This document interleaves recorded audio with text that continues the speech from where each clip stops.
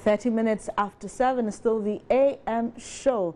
Now we're celebrating a very great man, Dr. Kwame Nkrumah. Today happens to be his birthday, and so it's a holiday in Ghana, and it's also called the Founders Day. And we know that he was such a prolific writer. Many of his books are in many of the best universities in the world, and actually people still quote his books and his ideologies and his fight for Pan-Africanism.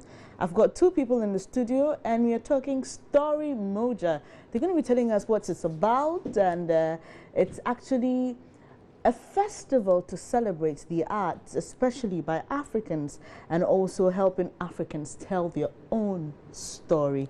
I've got Maimona Jallo. She's a storyteller and a journalist. You're coming all the way from Kenya. Thank you so much for coming. And our very own Oswald Okaite. How are you? I'm fine. He is a spoken word artist and a poet. So tell us about Storymoja. Well, to start with word Storymoja. Literally, story is story. Moja from Swahili word means one, and in Akan language means blood. And so Storymoja, one story, one blood.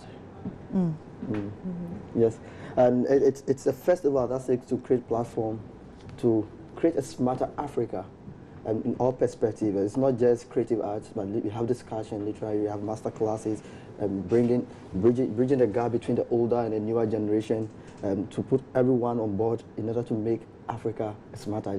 We know Africa is smart, but Africa needs to be smarter. So using all the spaces, creative art, discussion. If there's a need for us to bring political discussion, we bring it on board. If you need to look at social issue, we look at it in the festival.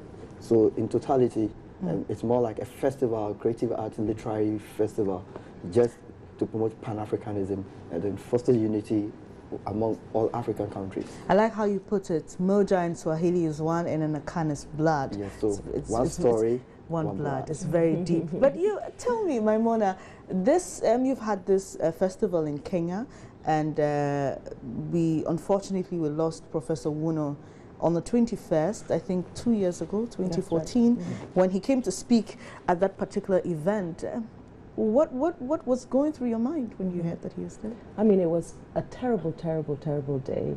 For the festival itself, you know, to have invited Professor Kofi Awuno, who had been invited several times and couldn't make it, and then to lose him so tragically when he did finally come, was a big blow to the festival. To the country as a whole, the Westgate Mall attack, of course, was a terrible thing. The mall was under siege for days. There were many deaths. But then at the same time, I think that it's a wonderful thing that we've been able to get something positive out of it, because I think that's what actually Professor Awuno would have loved himself, and his son made it his point to bring the festival to Ghana. And Muthoni Garland, who's the founder of Storymoja in Kenya, absolutely supported it. She's here as well at the moment, helping him with the process and helping the team to create the festival. And actually, you know, in a way, it's great. It's quite emblematic that it's happening, that we're talking about it on this day, on Kwame Nkrumah's birthday, because I think that idea of making it a Pan-African festival is central to the direction that the festival wants to go in. And that day, he was supposed to speak about Kwame Nkrumah. Indeed. Because it happened to be his birthday. And it's his birthday, and that's why we're celebrating Founders Day in Ghana. Yes. How long have you been doing Storymoja? Oh, Storymoja has been around in Kenya so I'm not the organizer, I'm a participant. Okay. And I know that I've been in Kenya for 6 years, and it's been on when I've been in Kenya. I think they've been going on for a decade. It's the biggest literary festival in East Africa. And I mean, it's mind-blowing. In Kenya, it was originally held at the National Museums, and you had rooms and rooms of what you're talking about, master classes, schools coming, so busloads full of schools, because what's central to Storymoja is really creating a culture of reading, because what is clear is that if you get children reading well from a young age, then you're really helping them to become successful in the long term, because without solid reading skills, you know, there's not much you can do. It will follow you wherever you go, at high school, university, and employment. So they bring in thousands of school children to come and participate, because what they want is for them to develop a love of books. You don't want them to read because they have to or because it's a set text, but you want them to read because they love books. And parents, sadly, are not reading to their children enough.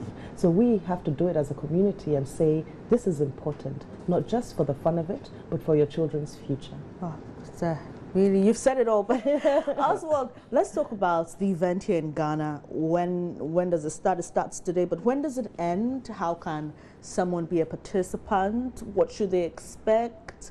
Who are the speakers? We know that Maimuna is going to be telling a story and, you know, organizing some workshops. But what are the other originally, Storymoja is kicking off today, and because so on 21st September, Nkrumah's birthday, 10 Awuno's death day, and so we just want to have a memorial lecture kick-started. Did you hear that? I'm sorry, I couldn't help it, but your poetic nature is Nkrumah's birthday, 10 Awuno's death day. Yeah, you know what it is when you have a poet.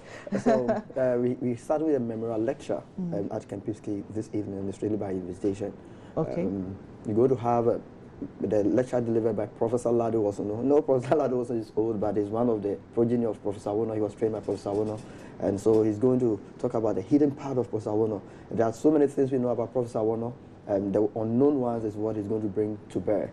Then because the man himself was a creative artist, and he's always said, open up the ring, the ring is too huge, let's get more people in. We're going to have different performances. We're going to have he directed myself and Anasasi in one piece. We're going to start with myself. I have a performance with Kokwan Idowu, Professor Idowu, and Anasasi in the performance in the laboratory. So it's going to be a myriad of performances around the memorial lecture. And then we have the wife of the vice president doing the read aloud, as Riley mentioned, because it's one component of Storymoja.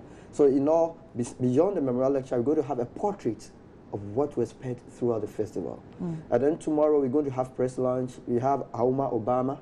There's a Kenyan sister of Barack Obama, who is a patron of Storymoja, also down.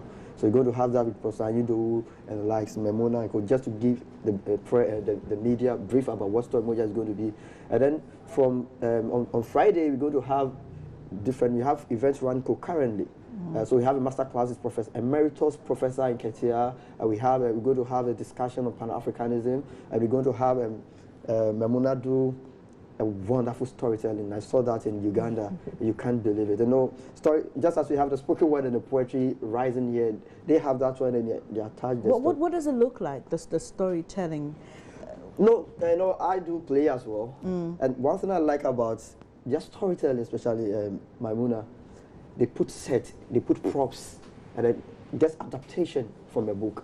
Of course, just to make you have feel of why you need to read a book. And this are doing the Secret Lives of Baba Seji's wives. Yeah, I've read that book. It's interesting. I can't wait to see how you're going to tell that story. Just go on Facebook and just even do the setup, the lights, and then the setup, the chairs, and it's just wonderful. So you see, it's why our storytellers, we like just talk about quick one and say that's not really putting up props, put up sets, put up the lighting, but she works she does a bricolage. A bricolage is a kind of performance that has all the aspects. Okay. We have as she's telling the story, you see people enacting it. Is that she's doing it. She's doing it. Oh, she's doing it all herself. Yeah. And we have a drama play, and the DJ is there where the music needs to